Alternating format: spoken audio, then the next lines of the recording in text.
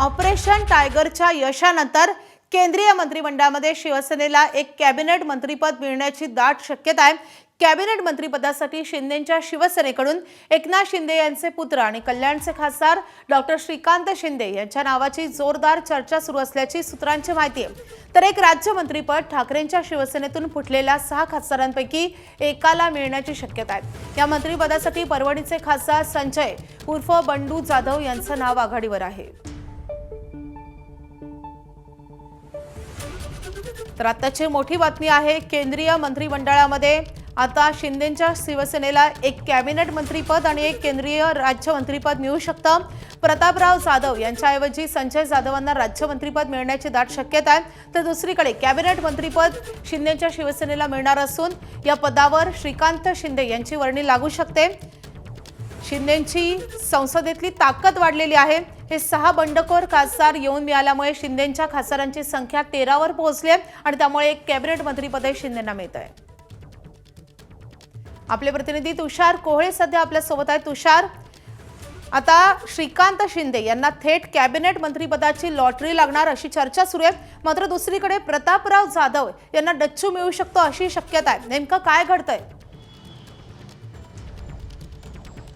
जर का आपण बघितलं तर आता केंद्रीय मंत्रिमंडळामध्ये खांदेपालट होण्याची जवळपास दाट शक्यता आहे, कारण की तृणमूलमधनं बाहेर पडलेले 20 खासदार किंवा उभाटामधनं बाहेर पडलेले 6 खासदार यांचं आता पुनर्वसन करावं लागणार आहे आणि विशेष करून तृणमूलच्या खासदारांना निश्चितच केंद्रीय मंत्रिमंडळामध्ये स्थान दिलं जाईल। त्याच वेळेला मग राज्यातल्या आपल्या उभाटामधनं बाहेर पडलेल्या जे शिवसेनेमध्ये सामील झालेले जे 6 खासदार आहेत त्यांना देखील मंत्रिमंडळामध्ये कशाप्रकारे स्थान देण्यात येईल याची चर्चा आहे।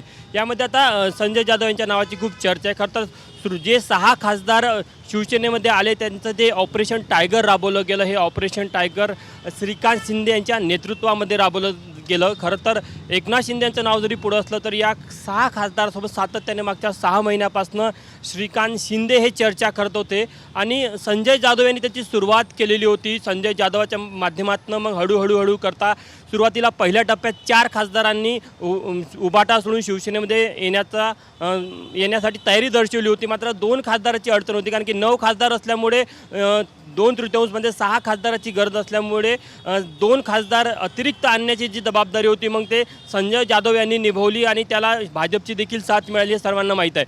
आता या नवीन मंत्रिमंडळाच्या विस्तारामध्ये श्रीकांत शिंदे यांची एकंदरीत भूमिका बघता त्यांना केंद्रीय मंत्रिमंडळात स्थान मिळण्याची शक्यता वर्तवली जात आहे। सूत्रांकडून अशा प्रकारची माहिती मिळत आहे आणि एक राज्यमंत्री शिवसेनेच्या कोट्यामध्ये येणार आहे, मग ते कोणाला द्यायचं? तर मग संजय जाधव यांनी एकंदरीत ऑपरेशन टायगरमध्ये जी भूमिका पार पाडली त्यामुळे राज्यमंत्रीपद हे संजय जाधव यांना मिळण्याची दाट शक्यता। आपण काल बघितलं की श्रीकांत शिंदे हे तिरुपती बालाजीला जाऊन आलेले आहेत। त्यांना या संदर्भात जेव्हा विचारलं होतं तेव्हा त्यांनी सांगितलं की ते नवस फेडायला गेले। नेमका नवस कशाचा होता हा एक महत्त्वाचा विषय आहे।